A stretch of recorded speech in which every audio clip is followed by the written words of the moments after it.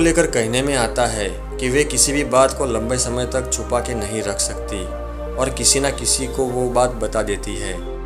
वे अपने मन में किसी भी बात को दबा कर नहीं रख सकती। इसे स्त्रियों की प्रवृत्ति भी माना जाता है। इसलिए लोग स्त्रियों को अपने रहस्य को बताते नहीं। महाभारत की एक कथा में इस बात का वर्णन किया गया है। धर्मराज युधिष्ठिर ने अपनी माता कुंती को एक ऐसा भयानक श्राप दिया था जिसका खामियाजा आज सभी स्त्रियां भोग रही है। महाभारत को पढ़ने और सुनने वाले लोग यह बात को जानते होंगे कि कुंती और कर्ण के बीच माता पुत्र का संबंध था।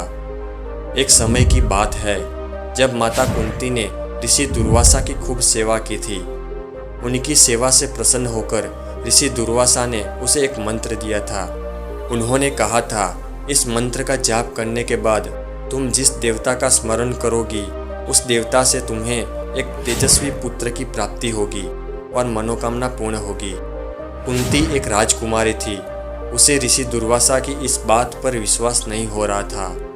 अपने मन में आ रहे अनेक दुविधाजनक प्रश्नों के उत्तर को प्राप्त करने के लिए उस मंत्र का जाप करके उसने सूर्यदेव को याद किया। उस मंत्र के प्रभाव से सूर्यदेव प्रकट हुए और देवी कुंती के गोद में एक पुत्र प्रकट किया। पुत्र को देख कुंती विचलित हो उठी। अपने अविवाहित होने के कारण उस पुत्र को अपनाना समाज में घृणा का कारण बनता। कवच और कुंडल को पहने सूर्य के तेज समान उस बालक को कुंती ने एक टोकरे में रखकर गंगा नदी में बहा दिया। कुछ समय बाद उनका विवाह राजा पांडु के साथ हुआ और ऋषि दुर्वासा के मंत्र से कुंती ने युधिष्ठिर, भीम और अर्जुन को जन्म दिया। कुंती ने उस मंत्र की दीक्षा राजा पांडु की दूसरी पत्नी माद्री को दी थी, जिसने उस मंत्र की मदद से नकुल और सहदेव को जन्म दिया। देवी कुंती ने जब कर्ण को पहली बार देखा था तभी वह पहचान गई थी कि कर्ण उनका ही पुत्र है। वह सभी लोगों के समक्ष कुछ भी कह सकती नहीं थी। कर्ण का पालन पोषण सूत परिवार के द्वारा हुए कारण समाज उसे सूत पुत्र के नाम से ही पुकारा करता था। जब महाभारत के युद्ध में एक एक करके सभी कौरव पक्ष के योद्धा मरने लगे, कर्ण की वीरगति को प्राप्त होने पर कुंती खूब रोई थी। महाभारत के युद्ध के समाप्ति के बाद पांडव, धृतराष्ट्र, गांधारी तथा अन्य सभी कुंती से मिलने गए। तदुपरांत धृतराष्ट्र के कहने पर युद्ध में वीरगति को प्राप्त होने वाले अपने सभी परिवार के सदस्य का श्राद्ध और तर्पण का कार्य किया। कुंती सह नहीं पाई और उसने पांडवों के सामने वर्षों पुराने रहस्य को खोल दिया और बताया कि कर्ण उनका बड़ा भाई है और उनका अंतिम संस्कार भी उन सभी के द्वारा ही होना चाहिए। पांडवों को यह सुनकर आश्चर्य हुआ।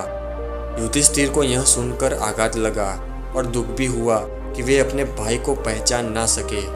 क्रोधित हुए युधिष्ठिर ने माता कुंती से इतने सालों तक यह रहस्य छुपाने के लिए शाप दिया और कहा कि आपने पहले यह बताया होता तो एक भाई के हाथों भाई का वध ना होता।